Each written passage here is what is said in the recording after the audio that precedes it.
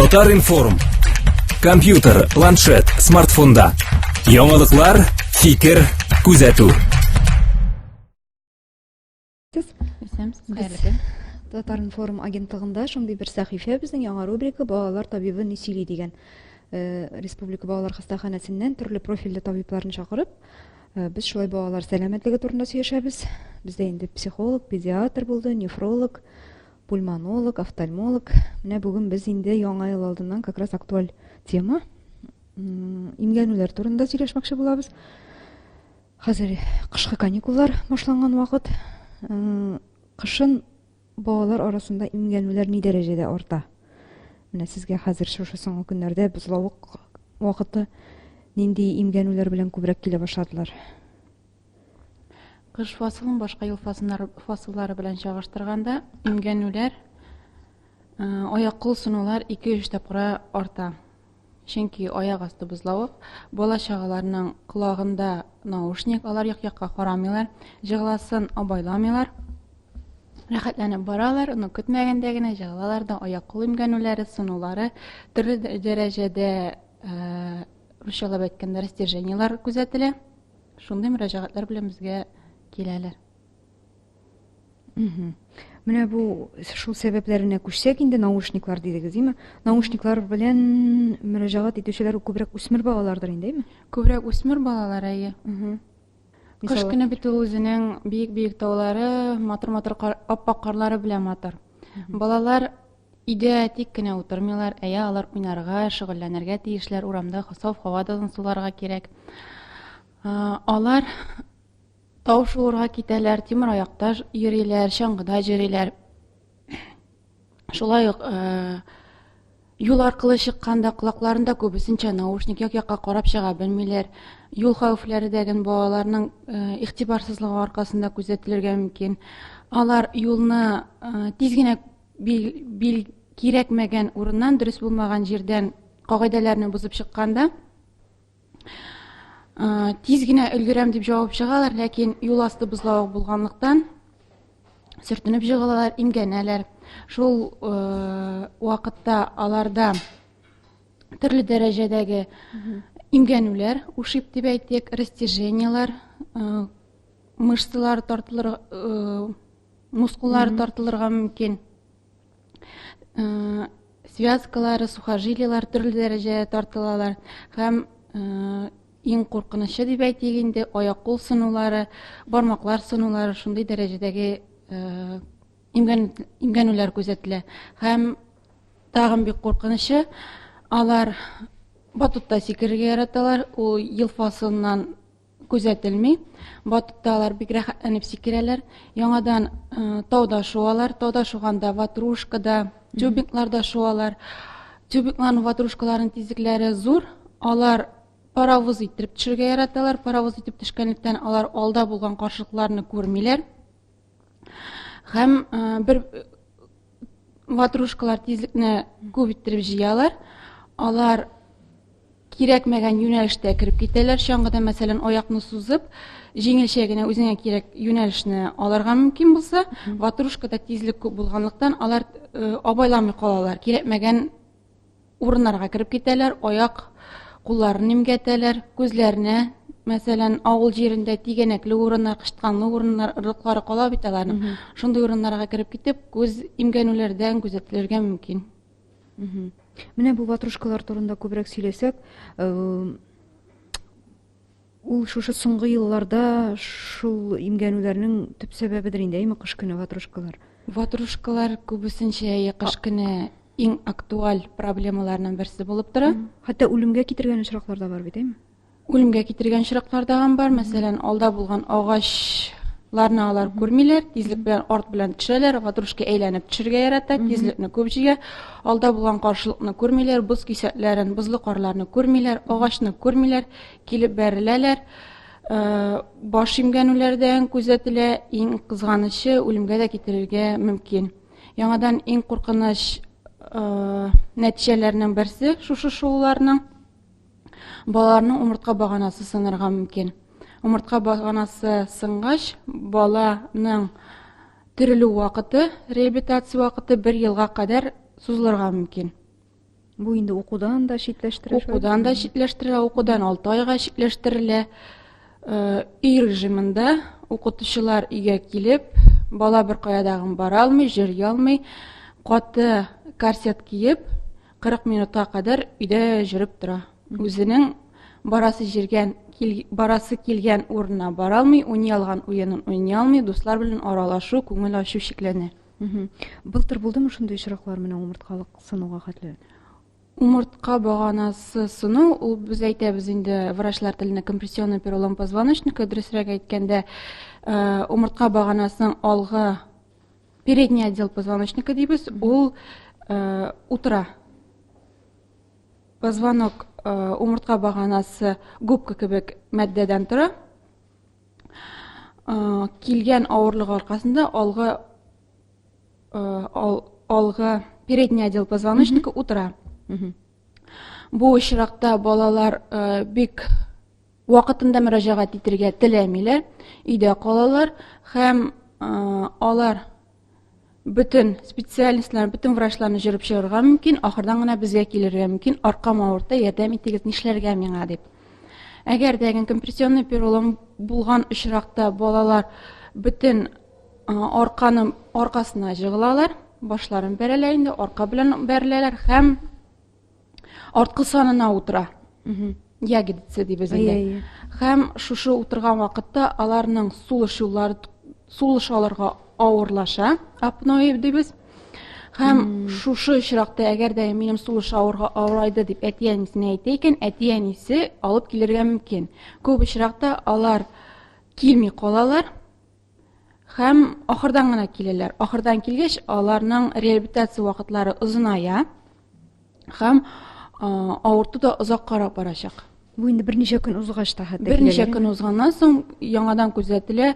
2 айдан соң килүчеләр дә, 1 айдан килүчеләр дә вакытында килеп бетмиләр. Менә шундый берәр башкаларга гыйбрәт сабак булырлык берәр мисал китерә алмыйсың? Берәр районда, бәлки республикада былтыр алдагы елларнымы? Менә бу ватрушкалар дидегеме, тюбинглар дип татыйлар инде аларны. Сез ничек уйлыйсыз? Менә кайсы очракта ул куркынычсыз булыр иде микән? Нинди тауларда гына кулланырга, бәлки тыярга кирәктер, шикләргә, ниндидер анда? Минемчә, аны шикләргә кирәк. Гомумән, әйме? Гомумән шикләргә кирәк. Нәрсә куркынычсыз алайса таушыларга балага? Таушыларга безнең балачакта рәхәтләнеп капронга салам тутырып, бик булмаган таулардан рәхәтләнеп, җилдән дә җитеп шугайык. Бәлки шушы сынны кире кайтарга кирәктер. Тимер теге шаналар белән шулай ук бит инде куркыныч, әйме? Тау кайбер тимер аякларда шуны әйтәсез. Шана дип әйтәм, менә шана була бит әле. Шаналар бик таудан шуырга бит инде ансы да куркыныч әйбердер. Әйләнеп капланырга мөмкин бит инде. Ансы аны хәтле куркыныч дип әйтмәсем, чөнки анда әз булса дагын туктатып була. Шанага направление биреп була. Тюбинг табылганда ул әйләнеп төшә үз күчәре буенча. Артта булган куркынычсызлык чараларын күреп бетереп булмый. Аяк асты бузлау булганлыктан зур үкчәле, биек үкчәле аяк киемнәре кию рөхсәт ителми. Һәм аяк киеменең асты зур сырлы һәм бик еш булырга тиеш. Әгәр дәген бузлауктан барырга кирәк була икән, әбиләр әйтмешли, үрдәк шикелле әкрен генә юл аркылы чарыга шул бузлаукны кичәргә кирәк. Үзеңнең буз аркылы чыкканда, мәсәлән, бузлаук аркылы үтәргә кирәк, аяк асты бузлаук, ничек чыгым дип аптырап басып торабыз. Но чыгарга кирәк. Әле ул калтырлы да була бит, калтырлы була, тигезсез була. Бу очракта әкрен генә алга иелебрәк, үзеңнең җыгылырга алда синең үзеңнең җыгылырга мөмкин булганлыгын уйлап, әзерлек белән чыгарга кирәк. Әгәр дәген җыгылган очракта аяк-кулны сузып түгел, колобок шикелле, башны күкрәккә якынрак китереп, янга җыгылырга, сузылган аяк-кулга җыгылырга кирәк түгел. Әгәр дәген сузылган кулга җыгылалар икән, терсәккә җыгылган очракта, ул очракта күбесенчә имгәнүләр төрле дәрәҗәдә һәм сынулар күзәтелә. Күбесенчә янга җыгылырга рөхсәт киңәш итәләр. Һәм буздан барганда әкрен генә барабыз бит инде, кулларны кесәгә тыгарга. Кулларны кесәгә тыгарга бер очракта кирәк түгел, үзеңне җыгыласыңны уйлап, кулда перчатка биялек, җыгыласыңны уйлап, әкрен генә чыгарга. Менә сынган урын тагын кабаттан сыну ихтималы зур бит инде, уйлайм. Менә бу очракта ничегрәк сакланырга, моны булдырмас өчен нишләргә кирәк? Бер сынган урыннан кул аяк куллар Сезгә еш киләләрме андый еш киләләр, еш күзәтелә. Бер сынган аяк кул шул урындан сынырга мөмкин. Ләкин шул урыннан сынырга мөмкин дигән сүз түгел, башка имгәнмәгән аяк кулны дагы башка җирдән сындырырга мөмкин. Бу очракта без бит инде әгәр травматологлар әгәр перелом булган икән, сыну күзәтелгән булган икән, гипслыйбыз. Сынган кул аяк бары тик тынычлыкта, покойда гына төзәтелә. Шуның өчен без гипс салабыз, билгеләнгән бер вакытка. Бу гипсны салганнан соң, гипсовый иммобилизацияны салганнан соң без аларга ограничение бирәбез. Мәсәлән, бер ай физкультура белән шөгыльләнмәскә, авыр әйберләр күтәрмәскә, сумканы, портфельне мәктәпкә барган укучыларга әти-әнисе алып барып бирергә, ярдәм итәргә киңәш итәбез. Һәм бу вакытта сынган урында костный мозоль дибез, мозоль барлыкка килә. Бу мозоль сынган урынны бәйләп ала, ямап ала дип әйтегендә, һәм костный мозоль ныгый. Шушы бер айдан соң балага ограничение дип әйтик. Ограничениены бетерәбез. Нинди уен белән уйныйсы килә, нәрсә белән шөгыльләнәсе килә, шуның белән уйный. Алдагы тормышында шушы аяк кулны җыгылган очракта сакларга, шушы аяк кулны сузырга, шушы якка җыгылырга дигән сүз түгел. Саклабрак җиргә. Менә шул кичкенә чакта ягылганнарның, имгәнгәннәрнең үскәч тискәре нәтиҗәләрен тоючылар да бардыр, әйме? Менә берсендә безнең элеккеге сәламәтлек саклауның элеккеге министры Гадел Юнусович Вафин да сөйләгән иде, тавыш кичкенә чакта тавышуганда имгәнгән булганда, һәм менә үскәч кенә бүсер грыжа дибез бит инде шул чыкты дип сөйләгән иде ул берсендә. Бу очракта балада булгандыр компрессионный перелом позвоночника, вакытында мөрәҗәгать итмәгәннәр.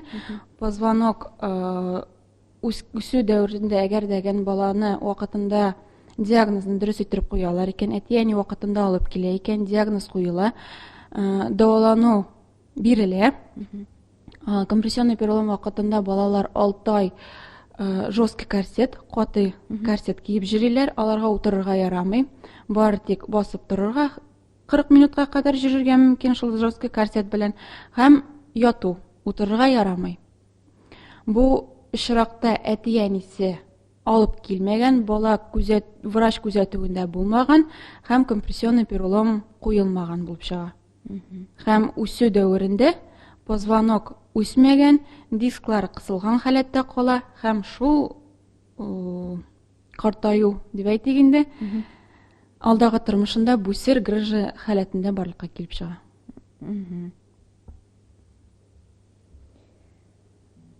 Так, хәзер менә әти-әниләргә киңәшләр биреп китсәгез иде. Әгәр табибка вакытында мөрәҗәгать итү мөмкинлеге юк ди. Менә бала имгәнде, ул елый бик каты итеп, менә шундук әле табибка чыгып китәргә мөмкинлек юк. Ничек басарга баланың авыртуын, сызлануын?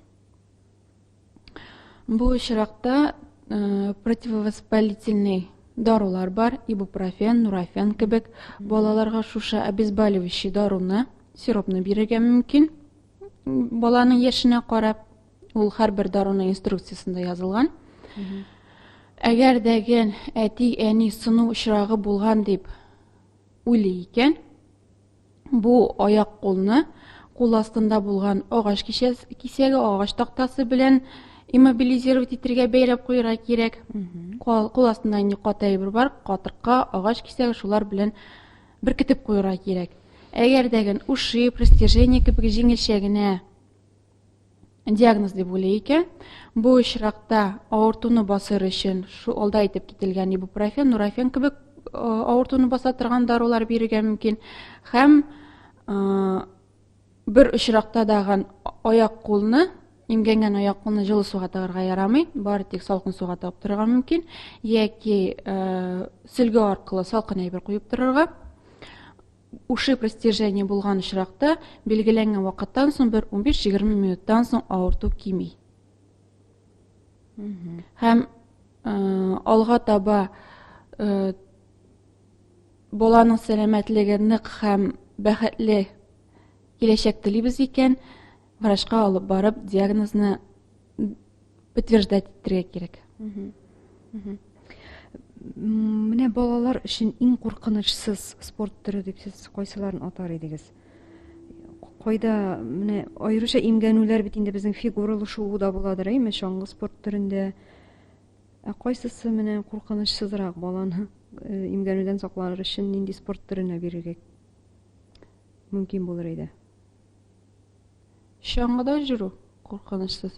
Чаңгыда жүрүнең дәгән тигез җирдә йөри торганы, тауларда шуырга бер кашандагы.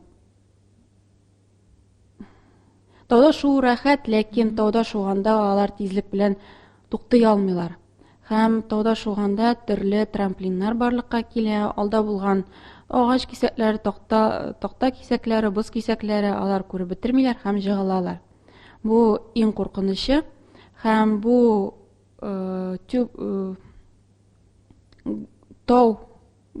тауда шу горнолыжный спорт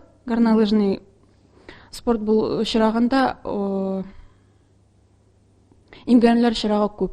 Чөнки алар үзләренең равновесиене, тигезлекләрен тотып бетерә алмыйлар, җыгылалар, имгәнәләр, сыну очраклары күзәтелә. Тигез җирдән таякка таянып, әкрен генә шу иң куркынычсыз дип саныйм. Менә бу яңа ел каникулларында хәзер тагын бер тапкыр киңәшләр биреп үтсәгез инде әти-әниләргә. Гомумән менә бу чорда гадәти көннәрдән аермалы буларак имгәнүләр менә якынча ничә процентка арта? Яңа ел каникуллары чорында. 60%-ка артадыр. Яңа ел бәйрәмнәре ул үзенең салютлары белән дә матур бит. Балалар әти-әниләре белән берлектә салютлар атырга да җыраталар. Бу очракта балаларга бар тик 14 яшьтән генә әти-әниләр ярдәмендә салют атырга мөмкин рөхсәт ителә. Мәсәлән, үзе барып ярдәм итәргә әти-әнисен, ләкин уллар күзәтүеннән башка салют атырга ярамый. Әгәр дәгән салютларны бар тик билгеләнгән урында гына атырга рөхсәт ителә. Салютны кабызып җибәргәннән соң билгеле булган ераклыкка китеп, аны күзәтеп торырга. Әгәр дәгән салютка кабызып җибәрделәр, салют кабынмады, атмады, балалар бит алар кызыксыннан барып карарга кирәк, күзәтергә кирәк. Бер очракта да барып карарга, күзәтергә, тотып карарга ярамый, кулга алырга ярамый, салютны берсен дәгән кулда аттырырга ярамый, җиргә кадап билгеләнгән урында гына аттырырга. Әгәр дәгән салют атмады, барып карарга ярамый дип әйттем. Бу очракта 15-20 минут үткәннән соң салютны барып кар белән сүндерергә кирәк. Кар атырга яки су атырга, күмеп куярга җир белән. Бер очракта дагы атмаган салютны кабаттан икенче тапкыр аттырырга ярамый. Бу әгәр дә кабаттан аттырган очракта иң куркынычы булып үлемгә китерергә мөмкин. Дөрескә дигән итек. Шул аяк-кул сынулары күзәтелә, бит, куллар пешүләр һәм күз җәрәхәтләрдән күзәтелә. Бу атмаган матдәләр күзгә кереп, күз алмасында җәрәхәтләп кешене гомерлек сукыр ясарга мөмкин. Яңа еллар һәр кешенең дә матур күңелле үтсен, һәр балада, һәр өлкән кешедән сау сәламәт булсын. Әти-әниләр балаларны күзәтсеннәр, әти-әни әйтмичә баланың колагына керми. Әти-әни күзәтүе дә кирәк. Балага әйтә торасың, үзең эшли тора. Алай дип калдырырга ярамый. Улым, алай ярамый дип әйтә белергә дә кирәк. Колакларына наушник тагып, игътибарсыз булып яракка чыкмасыннар. Юл хәвефләрдән бик күп. Билгеләнгән кагыйдәләрне үтәп, билгеләнгән урыннан гына чыксыннар. Светофорлар булган урыннан гына. Тау шуганда, чана шуганда игътибарлы шусынар, игътибарсызлык хәүефләргә китерә. Һәр баланың балачагы күңеле үтсен. Рәхмәт сезгә. Рәхмәт. Татар-информ. Компьютер, планшет, смартфонда. Яңалыклар, фикер, күзәтү.